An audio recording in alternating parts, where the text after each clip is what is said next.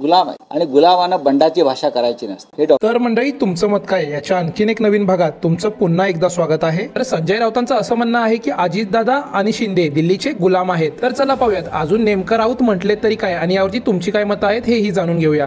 शिंदे यांचा आनंद किंवा शिंदे यांची नाराजी हा विषय आता दिल्लीसाठी संपलेला आहे. हे सगळी कळसूत्री बावली आहे. अजित पवार असतील, शिंदे असतील, त्यांचे लोक असतील, ते गुलाम आहेत आणि गुलामानं बंडाची भाषा करायची नसते. हे डॉक्टर आंबेडकरांचं फार मोठं तत्वज्ञान आहे. गुलामानं आपल्या हक्कासाठी लढण्यासाठी बलिदानाची तयारी ठेवली पाहिजे. ती यांच्याकडे नाही. हे डरपोक लोक आहेत. आप अभी पूछे क्या है. तर अनिल गोगाटे यांचं असं म्हणणं आहे की तुला काय करायचंय. कैसा लगा मेरा मजाक.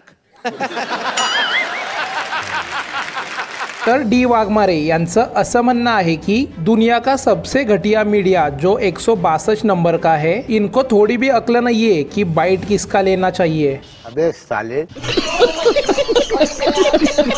तर मिस्टर सूरज यांचं असं म्हणणं आहे की तू हरलास म्हणून का. ती माझी पद्धत आहे.